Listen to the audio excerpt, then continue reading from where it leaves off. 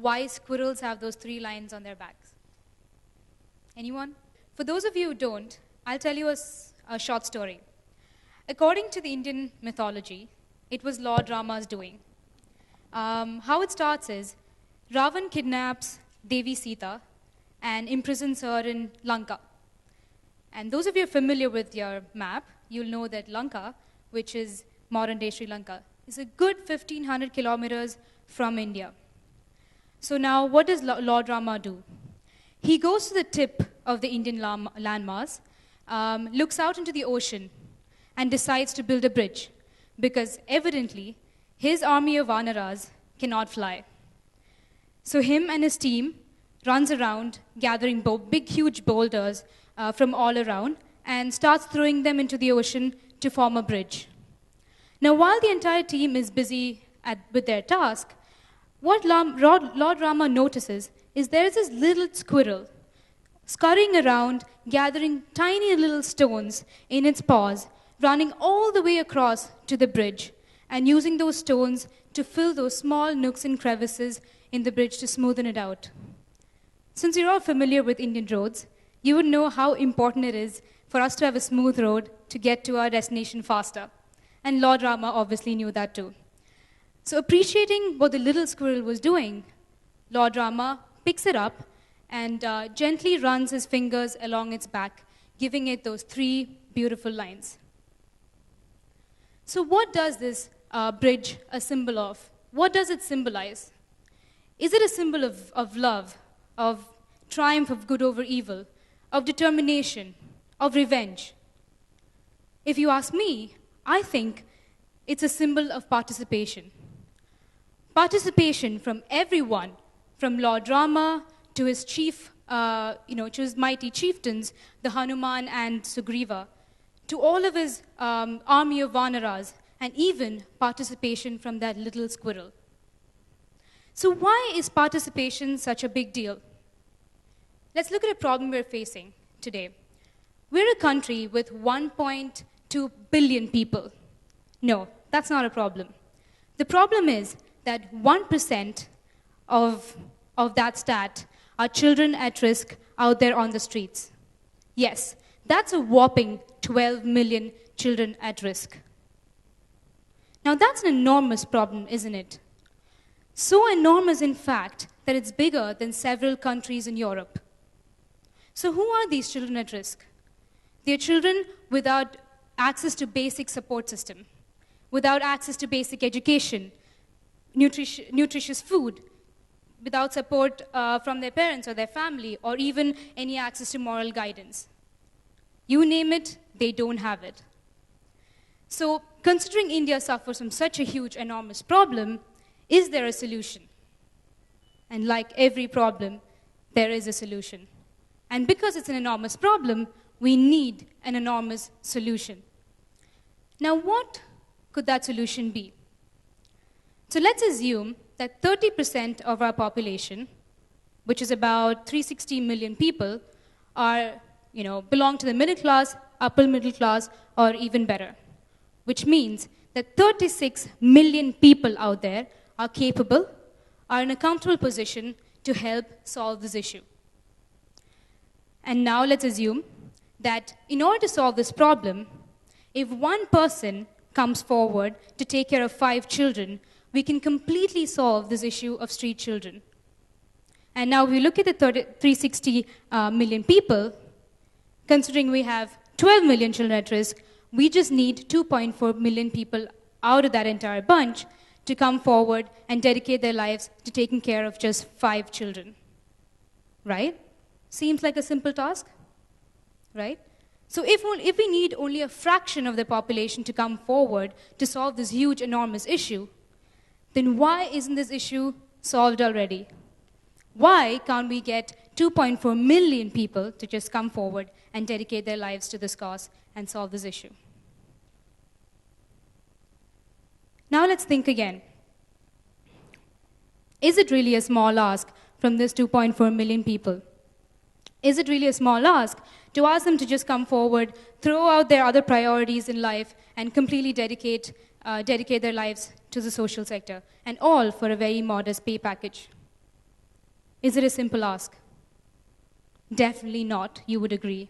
It is not a simple ask, right? Only extraordinary people would be able to do that. So, if it's not a simple ask, then is there an easier way? Let's take a step back. Can we ask those 360 million people instead to spend just 1 hour per week? All we're asking them is 1 hour per week, and because of the sheer numbers, that 1 hour per week is equal to 2.4 million people dedicating their entire lives to this cause. And hence our problem is solved. 360 million people, just 1 hour per week. So what does that tell us? What is it that we need? What we need is a participatory model. A model which gives everyone an opportunity to contribute.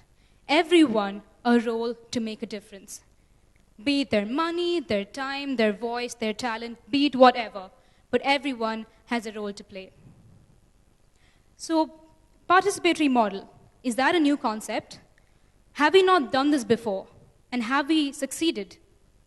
Yes, we've done this before and we've done it well. Our country still prides over our freedom struggle. If you ask me, over the last 80 years, one of our biggest achievements is still that. India's fight for freedom. So what was so great about it? Why do we still pride over it? It's very simple. It got 1 million people. It mobilized 1 million people to fight for the same cause, to fight against colonialism and defeat one of the biggest military powers the world had seen till then.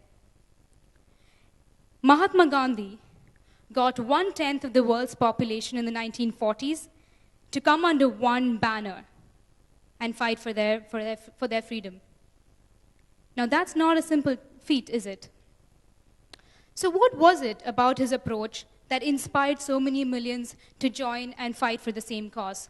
What was it that inspired so many people to back him up? The reason, again, is very simple. What he asked for did not require men and women to leave their home and hearth, to kill or get killed, to throw out their other priorities in life and join him. All it needed was them to join a non-violent movement, to stand by a cause that they completely believed in, at the same time, lead possibly extremely normal lives otherwise. The ask was very simple from the ordinary people out there. Just stand for what you believe in. That was all. And that's really what motivated millions of people to come together and follow Mahatma Gandhi. So what is this? What did he do? So what he did was he cracked the code to stimulate the masses and encourage large-scale participation.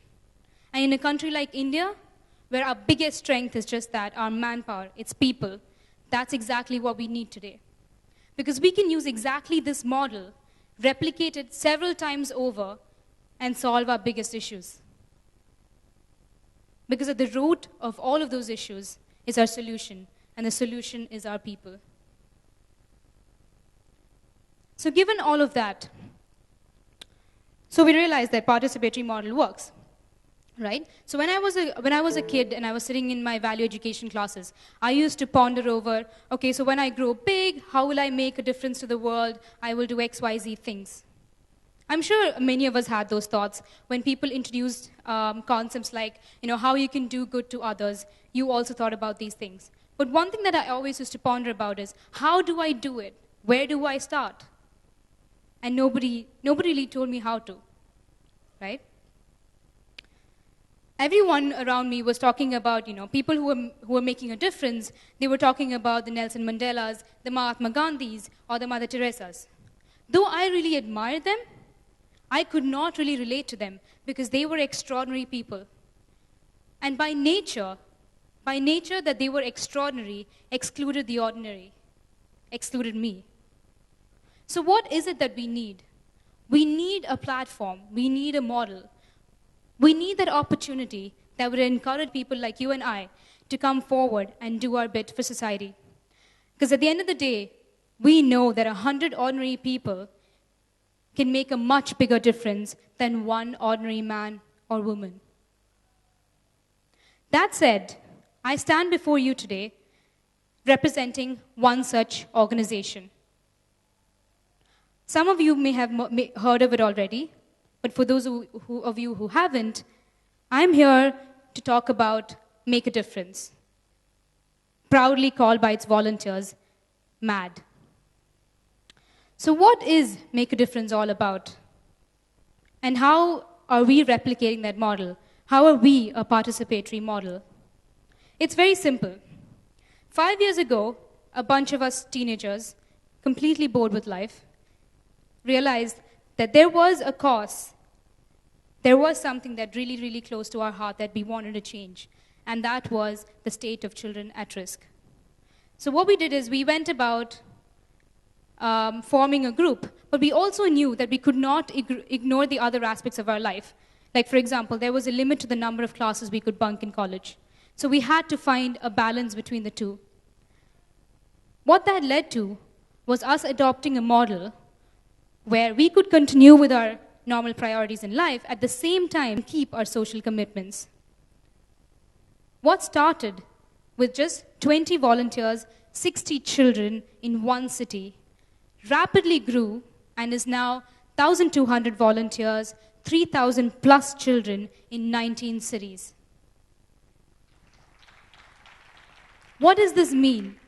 MAD's exponential rapid growth points us to the same very fact, that what people are waiting for is a platform. What people are waiting for is a model where they are given an opportunity to contribute in any way they can. Right? So what really is it that MAD asks of anybody?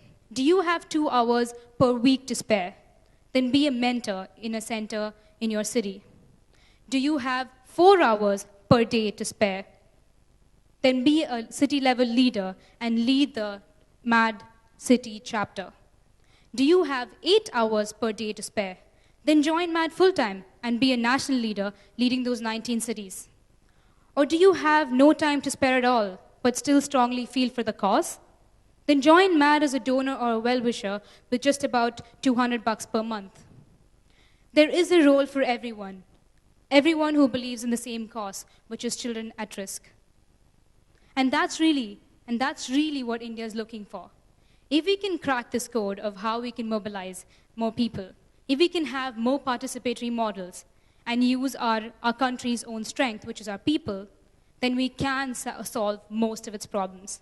Because what it expects out of us, or what this beckons from people like you and I, is to quit taking the rear seat, but to take charge and be change agents.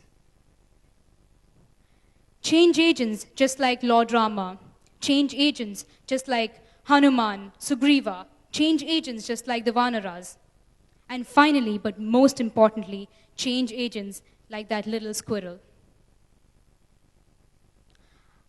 With that, I'd like to leave you with immortal words of Martin Luther King. If you can't fly, then run. If you can't run, then walk. If you can't walk, then crawl. But whatever you do, you have to keep moving forward. Thank you.